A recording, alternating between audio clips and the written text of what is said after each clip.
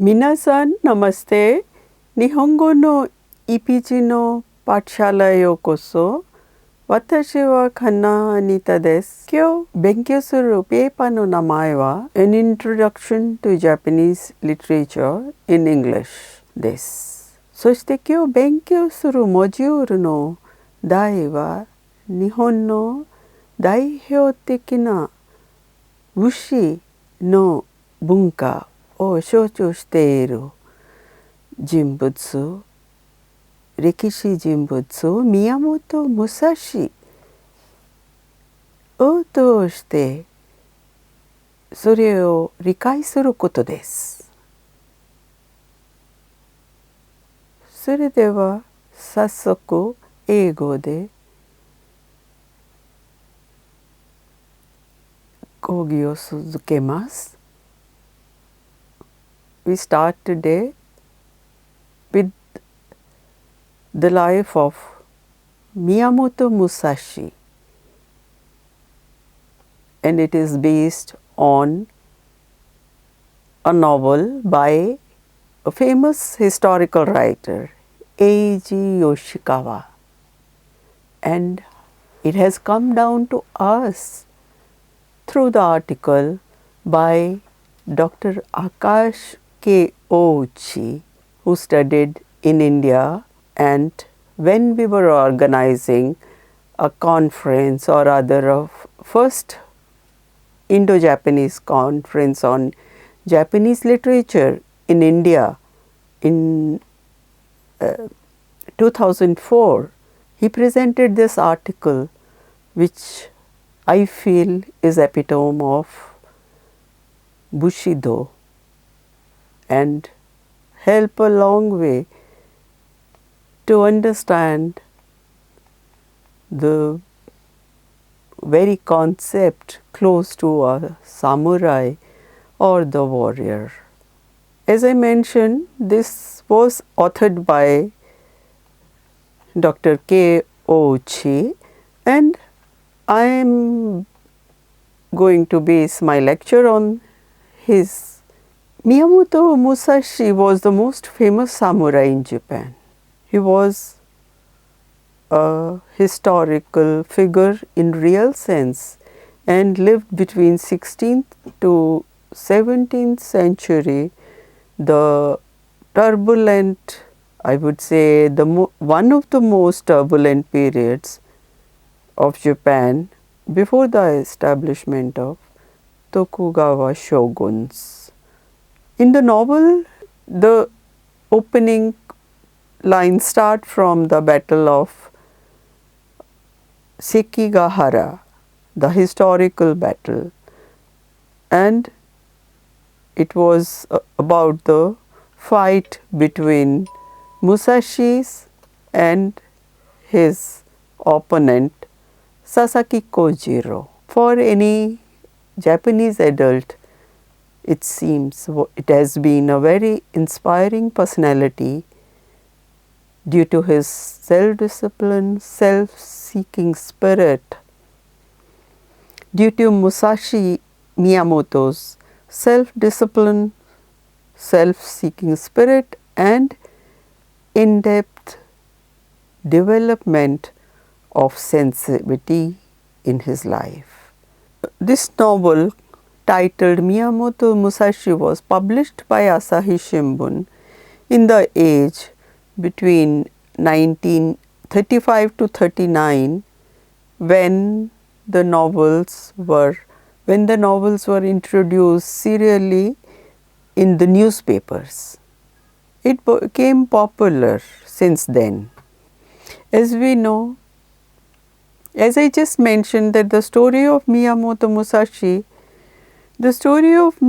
Musashi starts from the Battle of Sekigahara, and as the opening lines described how Musashi and his childhood friend Matahachi lay wounded among the dead bodies in the battlefield. We are told that Musashi was born and he grew up in Miyamoto village in central Japan as a son of a farmer, and part-time samurai, but he had no training of swordsmanship. He was a teenager, barely 17 years young and strong, but was barbarian, uncouth and unpolished. The first turning point in his life comes through interaction with a Zen priest, a famous Zen priest, Takuan. Young Musashi returned to his village and for making his entry, he broke the province security gate and killed a few security guards, something very simple for him. The security started hunting for Musashi. However, they could not catch him and come to know that Musashi had hidden himself in the mountains. The Zen priest there offered to bargain with Musashi to bring him out and gave him the right of deciding the penalty for him by Musashi himself. Like this, Takuwan persuaded him to come out of the mountains and caught him using every mean, music, food, dialogue and finally by the force. In order to save Musashi from the death penalty at the hands of the security forces, Takuan hoisted up Musashi to a branch about 30 feet from the ground and lashed him tightly onto a stormy to a branch about 30 feet from the ground and lashed him tightly on a stormy day. Then he addressed to him, "You are too strong physically. A human being doesn't have much chance of wrestling with a tiger. Luckily, he rarely has to being the more intelligent one of the two." Not many people would agree with the fact that tigers are inferior to humans. It is the same with your so-called courage, said Takuan. Your conduct up till now gives no evidence that it is anything more than an animal courage, the kind that has no respect for human value in life.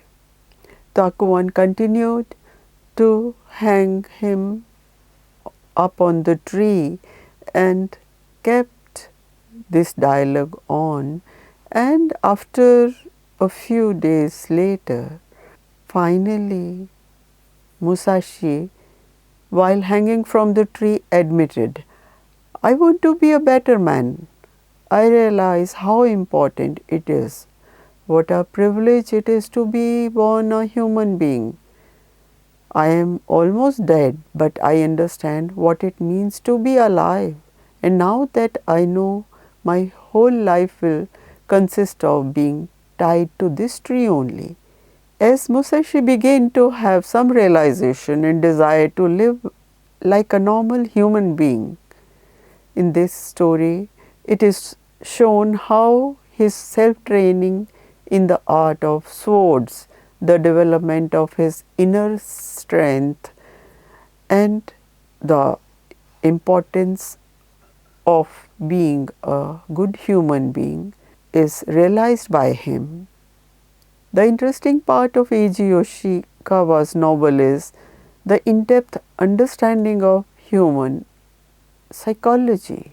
After listening to the voice of Musashi, cancel this, and here the romance also begin as a young girl, Otsu, an orphan living in the temple, felt genuine concern for Musashi only by hearing his voice.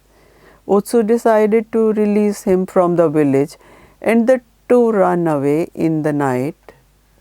This was done to undertake the journey of self-training of swordsmanship, which begins from this point. Next is his life at Himeji Castle. After Musashi left the village and escaped, Takuan met him again and he made him study in the form of confinement in the Himeji Castle. Takuan said, "You may read as much as you want."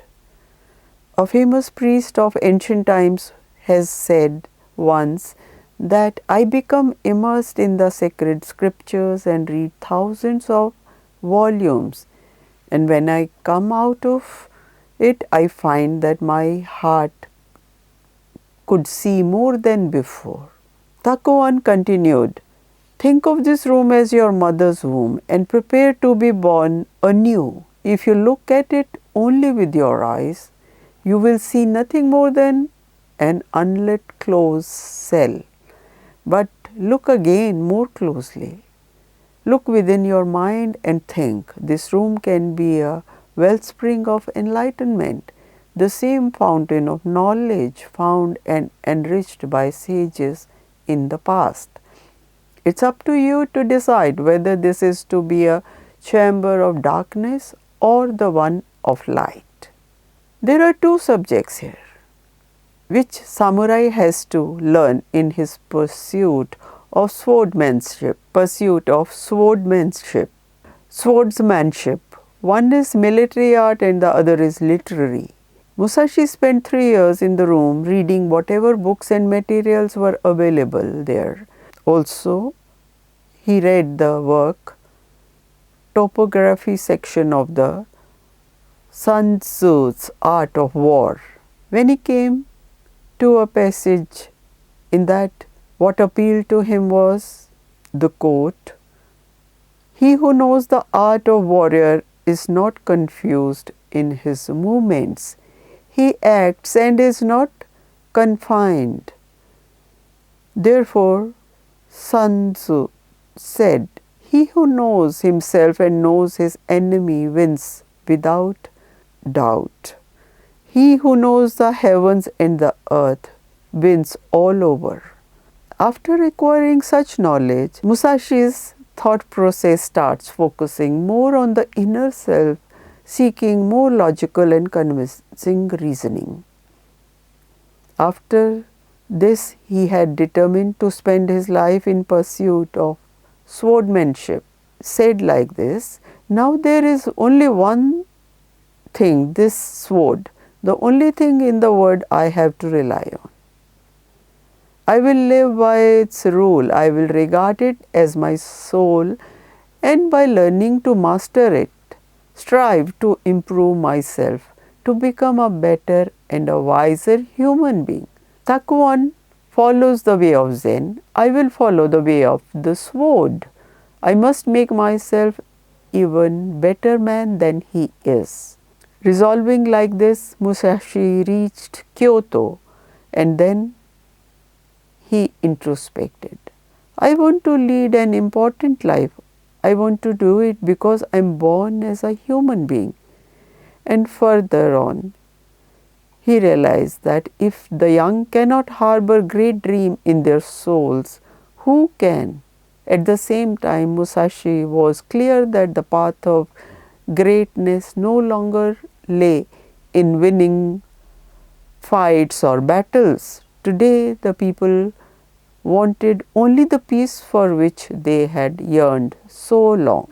He had no teacher who could teach him swordsmanship, so he went to the mountains for months and trained himself. He made the rules of nature as the master of his swordsmanship.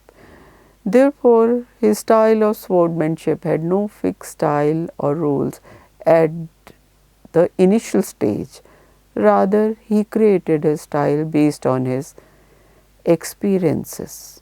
Your strength is your problem. After self-training in the mountain, Musashi went to Nara to visit a temple which is famous for martial arts. In the temple, there was interesting encounter of Musashi with an old priest, Nikkan, in the area of martial arts. Their conversation goes like this. The old priest, having seen Musashi, said to him, "You seem to have the right attitude, but you are so strong, much too strong. And Musashi thought as if he was being praised, and so he blushed and said, "Oh no, I am still immature. I am always making blunders." The old priest continued, "That's not what I mean. Your strength is your problem. You must learn to control it, become weaker." Musashi was very puzzled. The old priest asked, "When you saw me, you jumped away, didn't you?" "Yes," answered Musashi. "Why did you do that?" asked the old priest. And Musashi answered, "Well, somehow I imagined that you might use your hoe as a weapon and strike on my legs with it."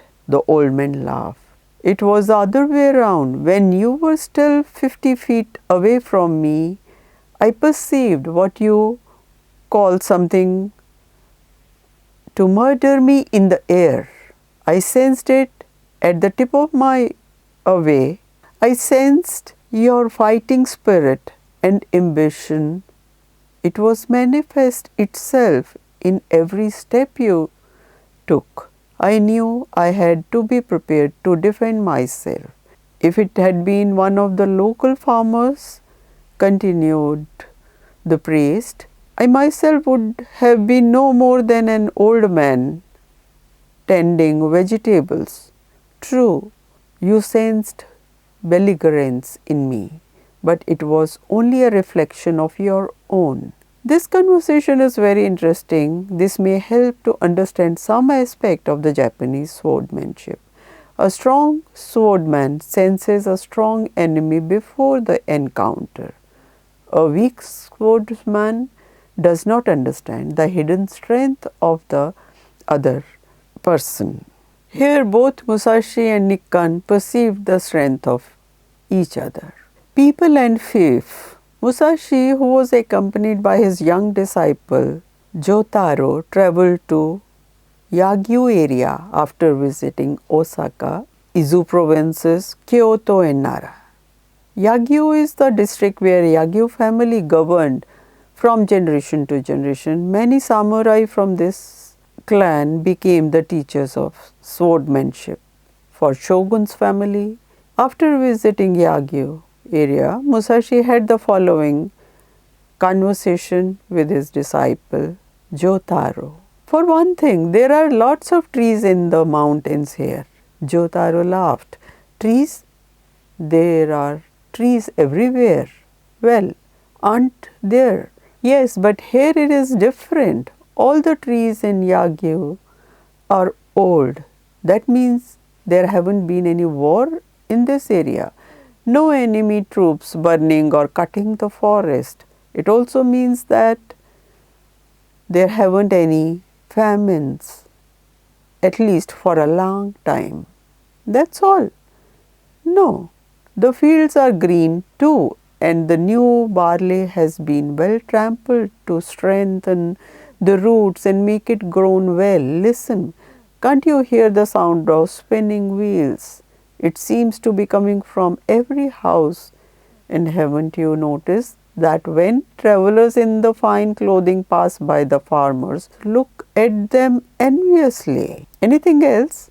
As you can see, there are many young girls working in the fields.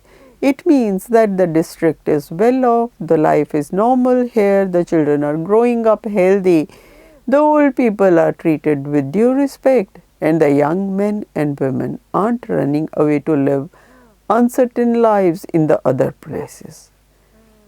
It's a safe bet that the lord of this district is wealthy and that the swords and guns in this armor are kept polished and in the best condition." "I don't see anything so interesting in all that," remarked Jyotaro. So what was observed by Musashi in multiple observations within the same time had no meaning to Jyotaro. Such was his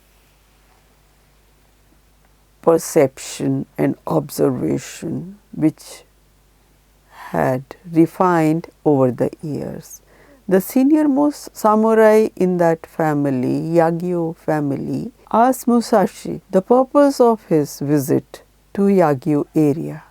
And his answer was it was to meet Sekishu Sai, the best swordsman in the area, and receive a lesson on swordsmanship. In Sekishu's view, the art of war was certainly a means of governing the people, but it was also a means of controlling the self. Musashi sensed the greatness of Sekishu Sai by looking at the field and the mountains around. Sword fighting without a sword. When Sekishu Sai was young and seeking for an opportunity to learn swordsmanship, he met with Lord Koizumi. Sekishu Sai requested Lord Koizumi to stay longer to give lessons on swordsmanship. And when they finally parted, Lord Koizumi said, "My way of swordsmanship is still imperfect. You are young and you should try to carry it on to perfection." He then gave Sekishu Sai a Zen riddle. What is sword fighting without a sword? So, as related Sekishu Sai to Musashi, he himself pondered over this riddle over a number of years and considered it from every angle, and finally he concluded. And when Lord Koizumi came to visit him again, Sekishu Sai greeted him with clear, untroubled eyes and suggested that they have a match. His lordship scrutinized him for a moment and then said, "No, it would be useless. You have discovered the truth." This is a very interesting story indicated non-violent strategy in the sword fighting. The result of such strategy is actually dialogue diplomacy, where Sekishu Sai could govern the province without any confrontation